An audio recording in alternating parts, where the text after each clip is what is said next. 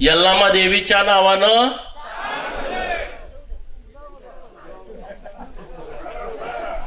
यल्लामा देवीच्या जवळ बसून जर असं करत असाल तर देवी बघते तुमच्याकडे. काही परिणाम वाईट झाले तर त्याला जबाबदार मी नाही. ओ गुब्बी साहेब वर या ना. उंचाळकर साहेब प्रत्येकाला बोलवायला लागतंय.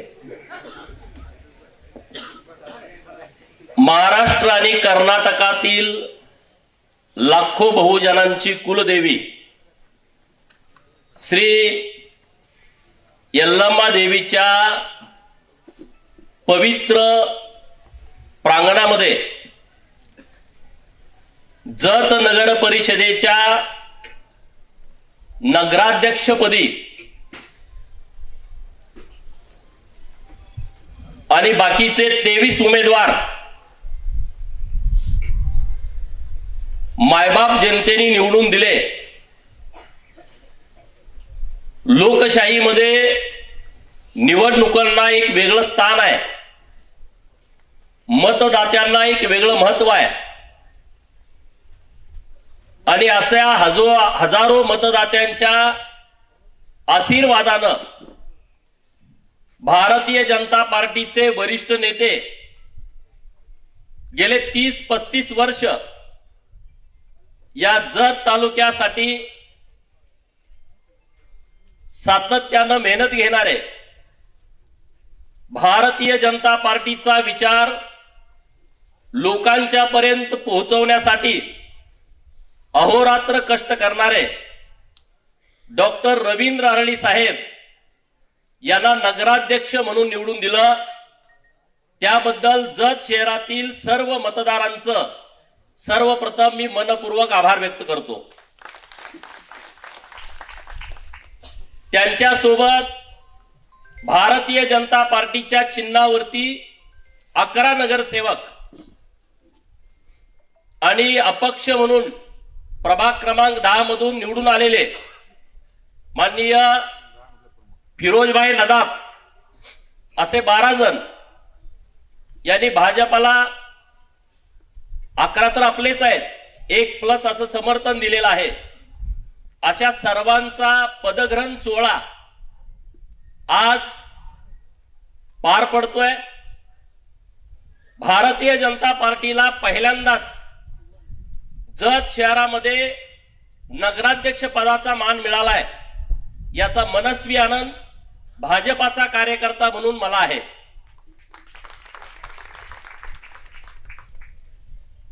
यल्लामा देवीच्या प्रांगणामध्ये आपण कार्यक्रम यासाठी घेतोय की जत तालुक्यामध्ये अनेक प्रश्न आहेत, अनेक अडचणी आहेत. ते प्रश्न त्या अडचणी सोडवण्यासाठी आपण लोकप्रतिनिधी म्हणून तर चांगलं काम करतोयच, प्रयत्न करतोयच, परंतु एक सकारात्मक ऊर्जा, आशीर्वाद आपल्या पाठीशी असणं आवश्यक आहे. आणि आपली यल्लामा देवी अत्यंत कडक आहे, तुम्हाला माहित आहे. आणि यल्लामा देवीचा आशीर्वाद आपल्या नगराध्यक्षांच्या, आपल्या नगरसेवकांच्या पाठीशी असला तर जत शहराचा संपूर्ण कायापालट झाल्याशिवाय राहणार नाही, हा माझा विश्वास आहे. आणि यल्लामा देवीच्या साक्षीनं जर आपण पदग्रहण करत असेल तर आपली जबाबदारी पण वाढलेली आहे. आपल्याला या गावातल्या सामान्यातल्या सामान्य लोकांच्यासाठी काम करायचं आहे, गरीबातल्या गरीब लोकांच्यासाठी काम करायचं आहे. या शहराचा चेहरा बदलावा, या शहरामध्ये पायाभूत सुविधा निर्माण करता याव्यात, यासाठी मेहनत घ्यायची आहे. आणि म्हणून यल्लामा देवी, अंबा माता, चिंगी बाबा, बंकेश्वर, काली माता आणि आपल्या तालुक्यातल्या अनेक देवांचा आशीर्वाद हा आपल्या सर्व पदाधिकाऱ्यांच्या पाठीशी आहे. आणि मला विश्वास आहे की डॉक्टर साहेब आणि त्यांचे सगळे सहकारी हे अत्यंत वेळ देऊन जत शहरातल्या लोकांच्या ज्या आशा अपेक्षा आहेत, आकांक्षा आहेत, ते 100% पूर्ण करतील. त्यामध्ये कुठलीही कसलीही अडचण येणार नाही.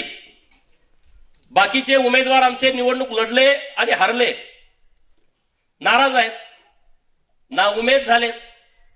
पण त्यांना मला हेच सांगायचं आहे निवडणुकीमध्ये असं होत राहतं, जे 100 मतांनी पडलेत, जे 50 मतांनी पडलेत, जे 200 मतांनी पडलेत, त्यांनी फक्त पवन कुंभारला हटवावं. तो तर नशिबानं पडलाय. फिरोजबाई दोघं आता एकाच व्यासपीठावरती आहेत.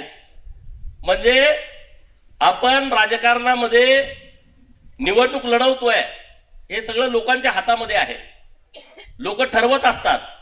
आपण जिथं कमी पडलोय त्या उणिवा लक्षात घेऊन आपण लोकांच्या मध्ये गेलं पाहिजे, लोकांची कामं केली पाहिजेत. ज्या प्रभागात नगरसेवक निवडून आले तिथं तर 100% आम्ही काम करूच, पण जिथं आमचे उमेदवार पडलेत तिथं 101% चांगलं काम करू आम्ही. त्यामुळे त्याने चिंता करण्याची आवश्यकता नाही. आज उपनगराध्यक्ष पदाची पण निवड आहे आणि आमचे गौतम भैया आणि विक्रम दादा दोघं इच्छुक होते. दोघांनी काल बसून ठरवलं की विक्रम दादांनी उपनगराध्यक्ष पहिल्या वेळेस व्हावं आणि दुसऱ्या वेळेस गौतम भैयांनी व्हावं. त्या दोघांच्यासाठी पण जोरदार टाळ्या वाजवाव्या. एकच स्वीकृत पद आमच्याकडे आलं होतं आणि आमच्याकडे इच्छुक बरेच होते. तर त्या सर्वांची आम्ही माफी मागतो. रागाला येऊ नका, नाराज होऊ नका. संधी मिळत राहते. परशुराम भैया मोरे हे नगराध्यक्ष पदाचे उमेदवार होते आणि त्यांना आम्ही थांबवलं. त्यांच्या प्रभागातून त्यांनी चांगलं लीड दिलं. दोन्ही नगरसेवक निवडून दिले. आणि एक डॉक्टर साहेबांच्या सोबत एक पूर्ण वेळ काम करणारा एक हाडाचा कार्यकर्ता असावा म्हणून पार्टीनं बघा ते पण आलेले आहेत. त्यांच्यासाठी जोरदार टाळ्या वाजवा. तर त्यांना स्वीकृत पदाची संधी दिलेली आहे. सागर पाटील गॉगल बदलून माझ्याकडे रागाने बघतायत, पण चिंता करू नका. व्यासपीठावरती पण दोघं चौघं माझ्या पाठीमागे आहेत, परंतु त्यांना मी 100% शब्द देतोय की तुम्हाला योग्य सन्मान मिळेल. काही चिंता करू नका. एक साधन आहे पद, म्हणजे लोकांच्यासाठी काम करण्यासाठी. पद असल्यावरच काम होतंय अशातला भाग नाही. मी तुमच्यासाठी आहे ना. इथं बसलेला सामान्य माणूस तुम्ही आमदारच आहात, कारण तुम्ही सांगितलेलं काम मी 100% करतोय. म्हणजे तुम्ही तिथं लोकांच्यासाठी आमदार आहे. शहरामध्ये तुम्ही जे सामान्य लोक आहेत त्यांच्यासाठी तुम्ही नगराध्यक्षच आहात, कारण डॉक्टर साहेबांना तुम्ही जे काम सांगाल ते 1,00,000% होणार आहे. त्यामुळे काही चिंता करू नका. आपल्याला डेव्हलपमेंट करायची आहे. आपले राजे डपळे साहेब इथं या कार्यक्रमासाठी उपस्थित आहेत. यल्लामा देवीचा संपूर्ण परिसर डेव्हलप करण्याचं स्वप्न आम्ही पाहतोय. की मी ही यात्रा बघतोय गेल्या वर्षांपासून. मी माझ्या आयुष्यात एवढी मोठी यात्राच बघितली नाही की जी 10 दिवस चालते आणि 2-2, 3-3 तास ट्रॅफिक इथं होतंय. 10 दिवस कंटिन्यू अशी यात्राच मी पाहिली नाही. आणि यल्लामा देवीला खूप लोक येतात. आता पण सलग लोक येत आहेत. तर हा संपूर्ण परिसर आम्ही आता डेव्हलप करतोय. तो जरी डपळे सरकारांचा वैयक्तिक असला तरी सुद्धा आम्ही काही ना काही मार्ग काढून त्यांची संमती घेऊन त्यांची परवानगी घेऊन हा परिसर संपूर्ण डेव्हलप करणार आहे. हे नुसतं यल्लामा देवीसाठी नाही, अंबा मातेच्या मंदिराचा सुद्धा एक मोठा आराखडा आम्ही तयार करतोय. कुठल्या ना कुठल्या मार्गानं आपल्याकडे पैसे येतील ह्याच्या वाटा आम्ही शोधत राहतोय. मुंबईला मी जातोय दर आठवड्यावर, म्हणजे काहीतरी काय माझं वैयक्तिक काम घेऊन जात नाही. ना माझी सुदगीर नाही, ना माझं बँक आहे, ना माझा कारखाना आहे, नाही मी बँक बुडवल्या, मी कुठलं तर कर्ज काढलंय ते बुडवून. माझं काहीच वैयक्तिक काम नाही. माझं काम एकच आहे, देवाभावांच्याकडे जाणं, मंत्रिमंडळातील सगळी मंत्री महोदयांच्याकडे जाणं आणि त्यांच्याकडून जतसाठी काही येतंय का याच्यासाठी प्रयत्न करणं. आणि म्हणून अंबा माता मंदिर हे फॉरेस्ट एरियामध्ये असल्या कारणानं फॉरेस्टच्या माध्यमातून एक वेगळा आराखडा आम्ही तयार करतोय. आणि अंबा माता मंदिर, यल्लामा देवीचं मंदिर हे दोन्ही मंदिराचा परिसर अत्यंत चांगल्या पद्धतीनं डेव्हलप करतोय. आता मी आमदार झाल्याच्या नंतर अगोदर 2 आणि नंतर 7 अशा 9 मंदिरांना तीर्थक्षेत्र ब चा दर्जा देण्यामध्ये आम्ही यशस्वी ठरलोय. राज्याचे मुख्यमंत्री माननीय देवाभाऊ आणि ग्रामविकास खात्याचे मंत्री माननीय जयाभाऊ यांच्यासाठी जरा जोरदार टाळ्या वाजवा. इतक्या जोरात टाळ्या वाजवा की त्यांच्यापर्यंत गेल्या पाहिजेत आणि 45 कोटी रुपये त्यांनी दिले पाहिजेत. कारण एका मंदिराला 5 कोटी रुपये द्यायचे आहेत सरकार. किती? एका मंदिराला 5 कोटी. आता लोक माझ्यावरती टीका टिप्पणी करतात खालच्या लेवलला जाऊन. मग मी यायच्या अगोदर इथं देवस्थान आपली होती का नव्हती? मी यायच्या अगोदर इथं आमदार पद होतं की नव्हतं? मी यायच्या अगोदर इथं सरकार होतं की नव्हतं? ग्रामविकास खातं होतं की नव्हतं? तेव्हा कोणी मुख्यमंत्री होतं की नव्हतं? सगळं होतं, परंतु भावना नाही. अरे इतकी मोठी दैवी शक्ती जत तालुक्यामध्ये आहे, भारतातल्या कुठल्याच तालुक्यात नाही, मी अत्यंत जबाबदारीने बोलतोय, भारतातल्या कुठल्याच तालुक्यामध्ये ही शक्ती नाही आहे. इतकी मंदिरं एका तालुक्यात, वळीनं नावं घेतली तर 36 नावं होत आहेत, आणखी वाढायला लागलेत. मला काल नंदीवाले समाजाचा फोन आला की डफळापूरमध्ये महाराष्ट्रातला सगळा नंदीवाले समाज येतो, तिथं मरगुबाईचं मंदिर आहे. परवा मी दरीवडचीला गेलो, तिथे लोक म्हणले आमचं एक मंदिर राहिलंय. अरे म्हटलं मी 2 महिने मीडियात बोलतोय, 2 महिने सातत्यानं, तुम्ही मला सांगायला पाहिजे ना. म्हणजे इतकी मोठी शक्ती आपल्या तालुक्यामध्ये आहे हे आपल्या तालुक्यातल्याच लोकांना माहित नव्हतं. आणि म्हणून संपूर्ण तालुक्यातल्या मंदिरांचा एक विकास आराखडा करतोय. एक एजन्सी आम्ही अपॉइंट केलेली आहे मुंबईची, त्यांनाही आम्ही काम दिलेलं आहे. एकत्रितपणे हे मंदिर आणि सर्व मठ, म्हणजे आपला शिवानुभव मंडपापासून आपल्या बिळूरचा मठ असेल, उमराणीचा मठ असेल, सोडीचं दत्त मंदिराचा मठ असेल, भाऊसाहेब महाराजांचा मठ असेल, संघचा मठ असेल, बालगाव आश्रम असेल, असे सगळे मठ, असं एक एकत्रित डेव्हलपमेंटचा आम्ही आराखडा तयार करतोय. तो शेकडो कोटी रुपये जाईल.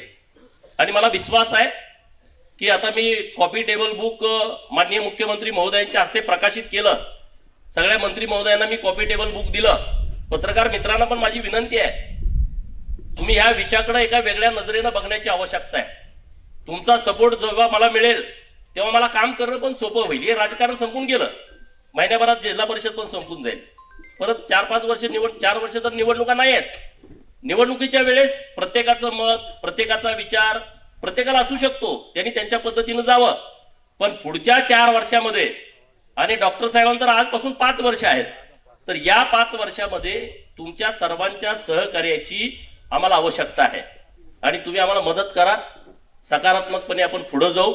नुसतं आपल्याला बोलून चालणार नाही, आपल्याला त्याच्यावरती कृती करावी लागेल, आपल्याला त्याच्यावरती काम करावं लागेल. आणि आम्ही काम करायला तयार आहे ना. लोकांनी आम्हाला निवडून दिलंय, आमची जबाबदारी आहे. काल मी सगळे मैशाळचे अधिकारी घेऊन सकाळी 9 वाजल्यापासून सगळ्या लाईनची पाहणी केली. आणि मला आनंद आहे, यल्लामा देवीच्या साक्षीनं जत तालुक्यातल्या माझ्या मतदारांना सांगायला मला आनंद वाटतोय की मुख्य जी पाईपलाईन आहे मल्याळपर्यंत, बेडक पासून फक्त 4 किलोमीटर 57 किलोमीटर पैकी काम बाकी आहे. सगळं 53 किलोमीटर काम पूर्ण झालंय. 1600 मीटरचा जो बोगदा आहे फक्त 200 मीटर काम बाकी आहे. 1400 मीटरचं काम पूर्ण झालंय. टप्पा क्रमांक 1 जे पंप हाऊस आहे 90% काम पूर्ण झालंय. पुढच्या 6 महिन्यामध्ये मशिनरी सहित ते काम पूर्ण होत आहे. टप्पा क्रमांक 2चं जे पंप हाऊस आहे जे कुडनूर मध्ये आहे ते काम आता सुरू केलेलं आहे. ते पुढच्या 4 महिन्यामध्ये आपण पूर्ण करतोय. आणि मिरवाड आणि डफळापूरच्या ज्या मिरवाडच्या तलावामध्ये जे टप्पा क्रमांक 3 पंप हाऊस आहे त्याचंही काम करण्याच्या सूचना दिलेल्या आहेत. पुढच्या 3 महिन्यामध्ये ते पण काम पूर्ण होत आहे. आज मी तुमच्या समोर इथं यल्लामा देवीच्या मंदिरातून बोलतोय. तर डिसेंबर 2026 ला यल्लामा देवीच्या पायावरनं हे आपल्या नदीचं पाणी जाणार आहे यल्लामा देवीच्या साक्षीनं.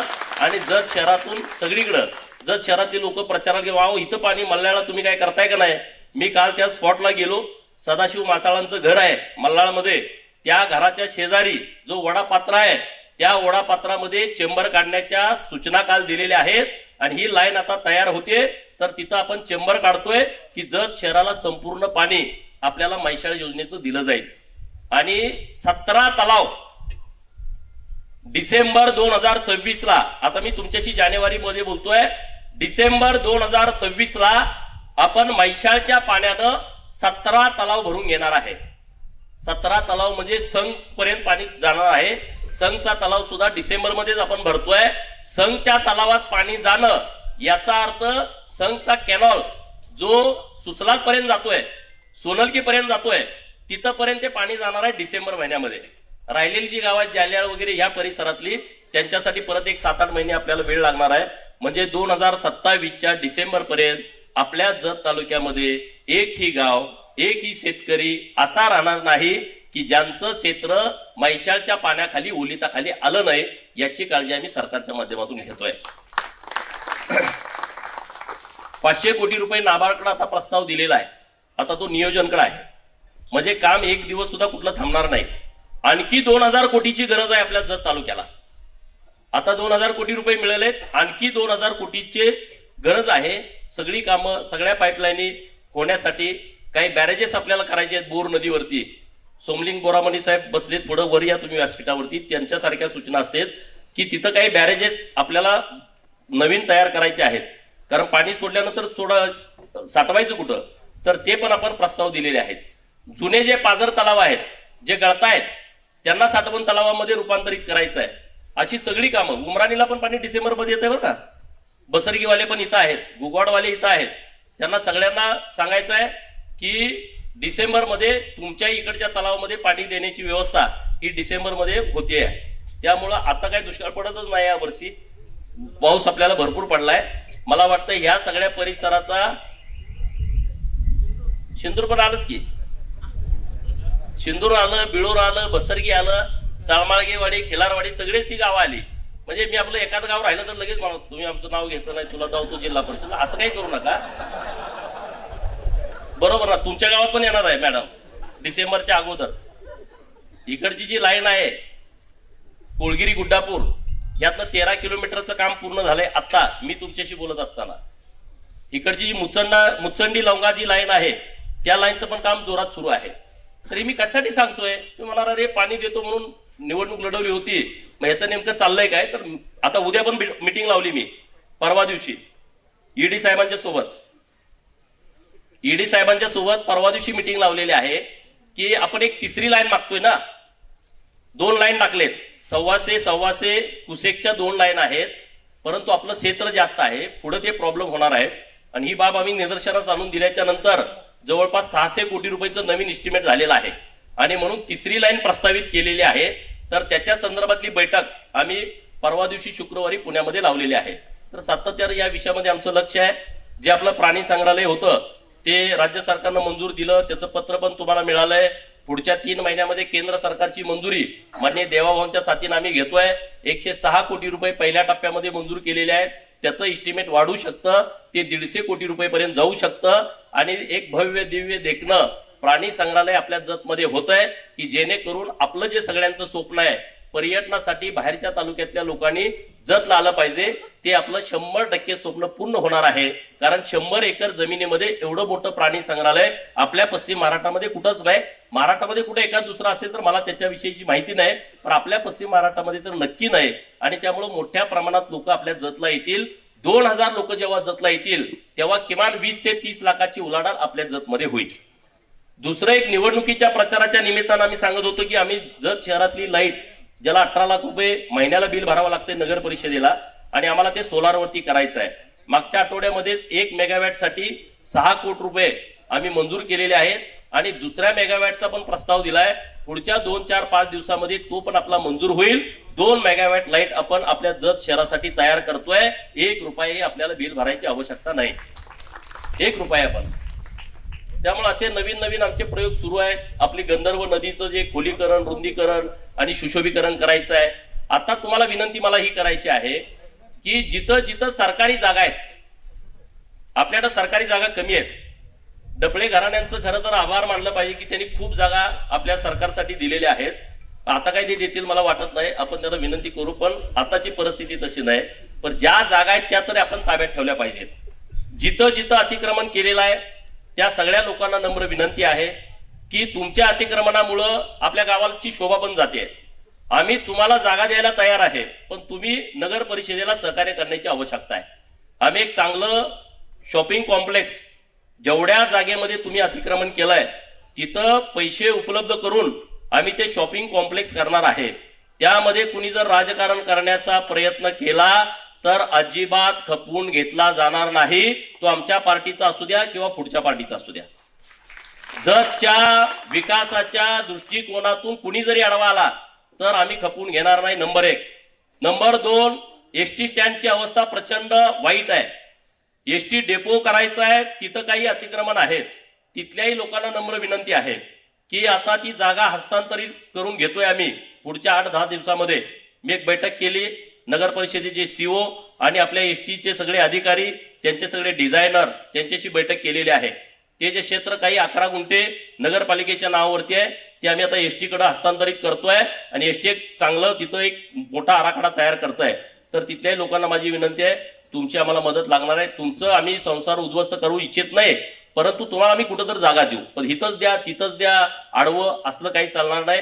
तुम्ही व्यवस्थितपणे चर्चा करावी. डॉक्टर साहेबांना आणि आमच्या सगळ्या नगरसेवकांना सगळ्यांनी सहकार्य करावं. आपल्या सर्वांचा एकच हेतू आहे की जतमध्ये बदल झाला पाहिजे, नाहीतर नुसते यायचे आणि पाट्या टाकायच्या असला उद्योग आपल्याला करायचा नाही.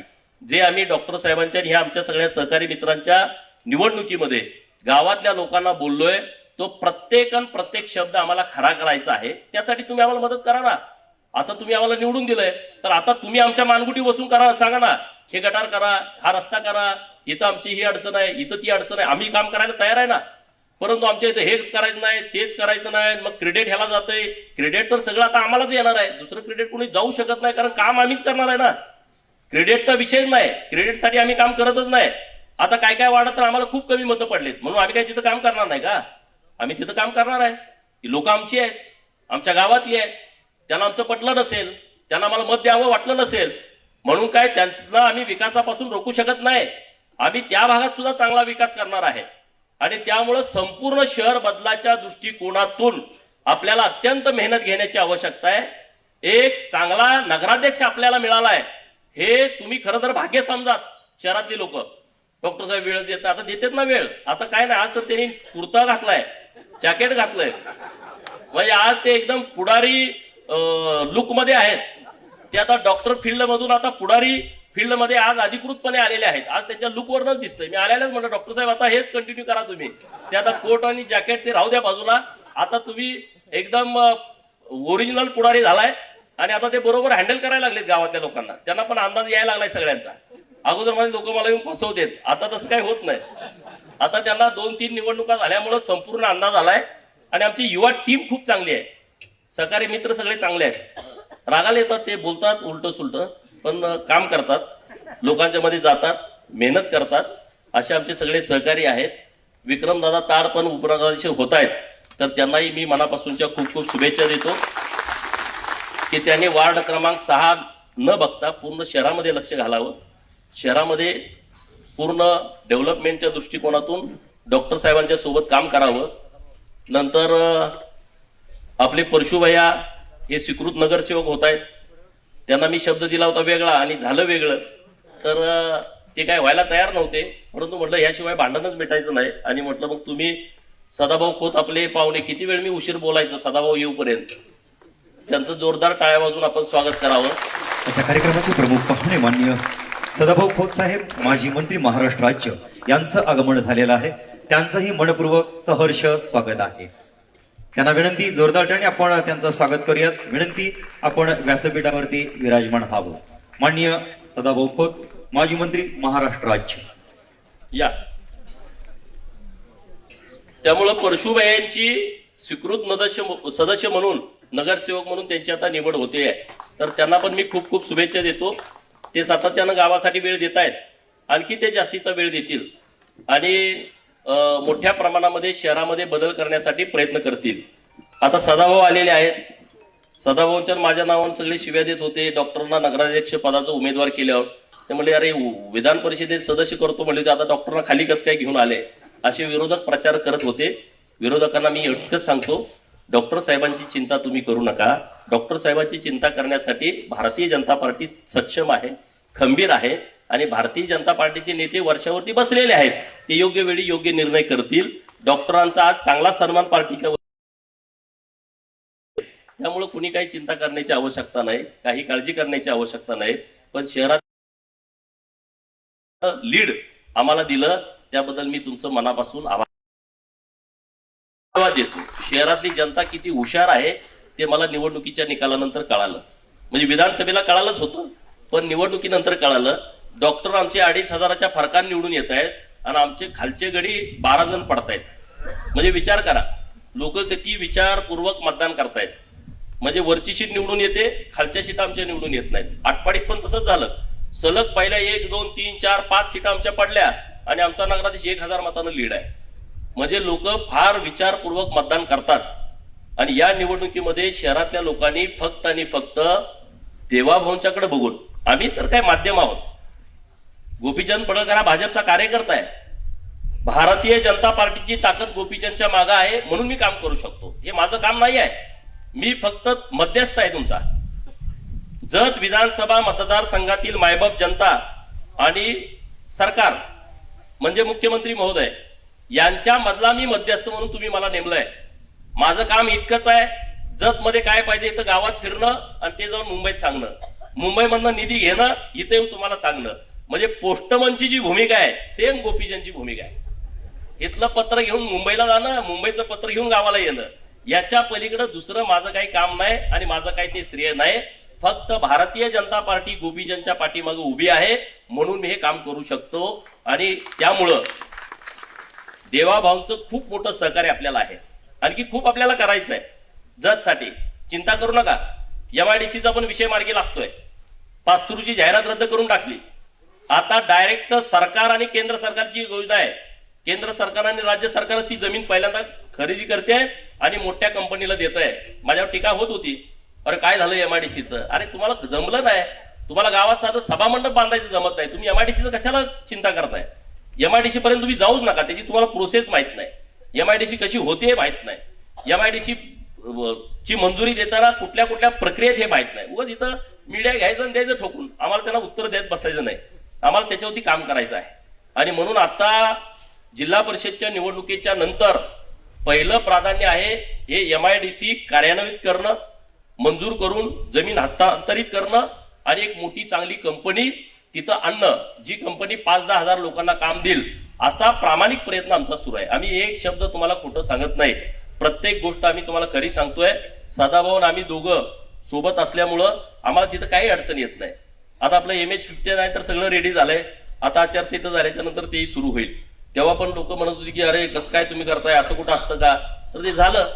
आता तुम्ही गाड्या बुक करून ठेवा, तुम्हाला MH-59च्या गाड्या, आणि आपला वेगळा ब्रँड होईल ना जतचा. ईश्वरपूरला सदाभाऊनी मागणी केली. आता मी आणि सदाभाऊच गेलतो साहेबांच्याकडं, बरोबर ना, कधीपर्यंत होत आहे. त्यामुळं भावना काय आयडिया मिळाली ते मला सांगतात, मला काय मिळाले मी भावना सांगतो. असं आम्ही दोघं व्यवस्थितपणे चालू. आमच्या दोघात काहीतरी व्हावं असं बऱ्याच जणांना वाटतंय, पण काही होत नाही. आणि भावना आम्ही यावेळेस काही लोड जास्त दिला नाही नगरपंचायतच्या प्रचाराला, पण जिल्हा परिषदला भाऊ यावं लागेल तुम्हाला.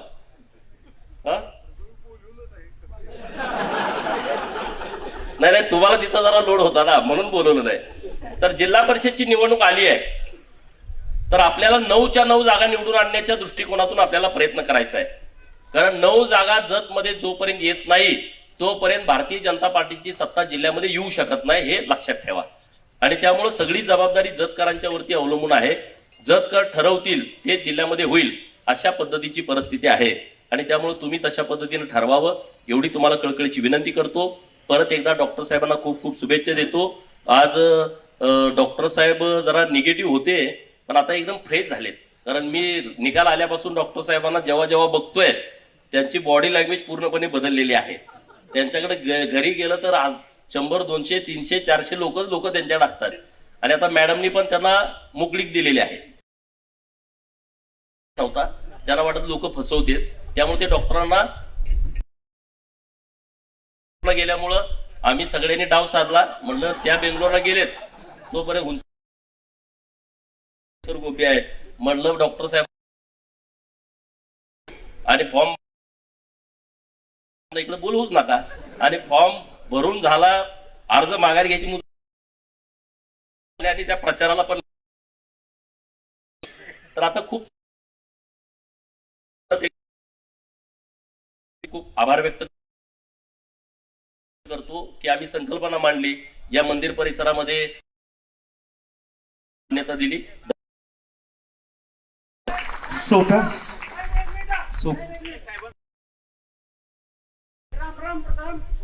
विकासासाठी एक पिठावर येणारा रोड अवस्था फार नागदच्या रस्ता खराब झालाय, तर पुढच्या 15 दिवसामध्ये त्याचं टेंडर होतंय, काळजी करू नका. कारण मला त्यांना त्रास होतो. पण मी सकाळी एकदा येतोय, संध्याकाळी एकदा जातोय.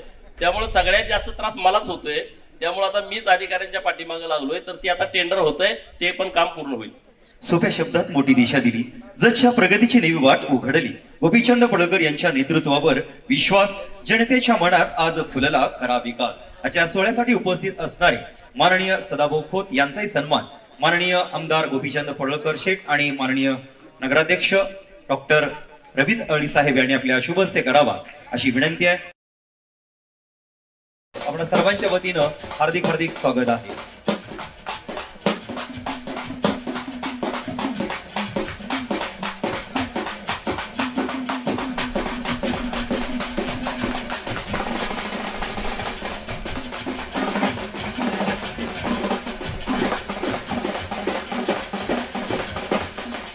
विकास कार्य आणि संघर्षाची शिदोरी.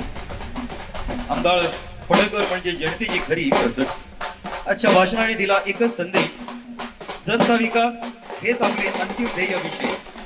आणि म्हणूनच आज हा आरती सोहळा, पदग्रहण सोहळा या ठिकाणी संपन्न होत आहे.